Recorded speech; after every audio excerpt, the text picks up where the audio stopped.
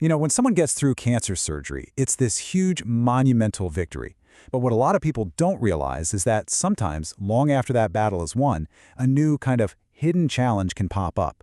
Today, we're going to dive into a fascinating medical detective story about exactly that, a complication that affects way too many cancer survivors. And that really brings us to the central question, the one that doctors have been wrestling with for years. How in the world do you spot a problem that's developing deep inside the body long before you can actually see any outward signs? Okay, let's get into it. So, for patients who've had lymph nodes removed, which is really common in treatments for gynecologic cancers, there's this serious risk called lymphedema. It's a chronic, often painful swelling that can just tank someone's quality of life. And the key to dealing with it? Catching it super early. To get your head around this, just picture your lymphatic system as your body's internal plumbing, a whole network of pipes that's supposed to drain away waste fluid. Well, these life-saving surgeries can sometimes, damage or block up parts of that drainage system, and that causes a fluid backup. That backup is lymphedema. All right, so how do you investigate a system that's hidden deep inside the body? Well, in a recent study, researchers used two key tools to get two very different kinds of clues about what's really going on after surgery. First up, you've got something called ICG lymphography. It sounds complicated, but the idea is pretty cool. They inject a special dye that glows under infrared light so doctors can literally watch the fluid flow through the system in real time. Then there's lymphatic ultrasound, which is more straightforward. It uses sound waves to get a direct look at the lymphatic vessels, the pipes themselves. So here's the crucial part, the thing you gotta remember. ICG checks the function. Is the plumbing working correctly? Is the fluid moving? But the ultrasound, it checks the structure. Are the pipes themselves physically damaged or swollen? They're asking two totally different questions, which it turns out led to a really interesting puzzle. And this right here is where our detective story really kicks into high gear. Because when the researchers started comparing the results from these two tests in patients, they found something that just didn't add up. The clues weren't matching. What's so wild is that they tracked these patients for a full 9 months after their surgery. They probably expected to see one consistent story. But this chart, with all its different colors, started telling a very different, and at first, a very confusing one. So here's the core of the mystery. The flow test, the ICG, would often show these abnormal patterns, screaming, hey, there's a problem with the flow here. But then, when doctors used the ultrasound to look at the pipes in those exact same patients, the vessels looked perfectly normal. What was going on? Why the disagreement? And the data was pretty shocking, actually. Overall, when the flow test found a problem, the pipe inspection only agreed about a third of the time. Just 32.6%. That means 2/3 of the time, the pipes looked totally fine, even though the drainage system was clearly already struggling. This chart just brings that whole time lag mystery to life. See those big pink bars at 1 and 3 months? That's the disagreement. That's when the flow test sees a problem, but the pipe inspection doesn't. But then, look what happens by 9 months.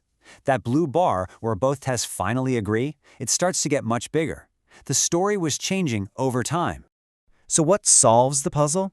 This is the brilliant part. It's not that one test was wrong and the other was right. The answer is timing. They were simply catching different chapters of the exact same story. The researchers realized they were basically watching a slow-motion sequence of events. The damage doesn't happen all at once. First, the function of the system starts to fail. And it's only later, after months of strain, that the physical, structural changes actually become visible. And they gave this a name. The functional-only phase is this absolutely critical window of time, right after surgery, where the drainage is struggling, but the pipes themselves haven't stretched out or gotten scarred yet. The problem exists, but to one of the tests, it's still completely invisible.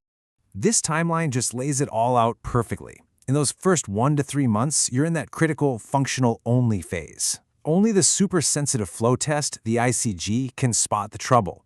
But fast forward to 9 months, and all that underlying strain has caused the vessels to physically change. And now, finally, the ultrasound can clearly see the structural damage. And the details from the ICG test back this up so beautifully. These really early warning signs that doctors see on the scans, they call them splash patterns, were almost never seen with actual physical damage to the vessels. But the more advanced patterns, called stardust, those were far more likely to show up when there were real, visible changes to the pipes. It's a clear, step-by-step progression. So solving this time lag mystery isn't just a cool academic exercise. It has absolutely profound implications for how we take care of cancer survivors and, just maybe, how we can prevent this debilitating condition from ever taking hold. Just as the researchers say right in their paper, there's a temporal dissociation. It's a fancy way of saying a time lag. There's a gap in time between when the function breaks and when the structure shows the damage. And understanding that time lag is everything. So, what's the big takeaway from all this? Well, think of that ICG lymphography test as the canary in the coal mine. It's an incredibly powerful early warning system. It can spot trouble months before permanent structural damage might happen. This gives doctors a chance to jump in at the most critical moment to protect the system before it breaks down for good. It's all about getting ahead of the problem. Now, this entire explainer, all of these incredible insights, they're all based on some really groundbreaking research. So let's give credit where it is absolutely due. This work comes from a study called a time lag between functional and structural lymphatic changes after lymphadenectomy. It was led by Dr. Hisako Hara and her colleagues and published in the journal PLOS ONE. It is just a fantastic piece of medical detective work. And that really leaves us with a final and pretty hopeful question. By understanding that function fails first, could we finally move from just treating lymphedema to actually preventing it? Could this change the future for millions of cancer survivors?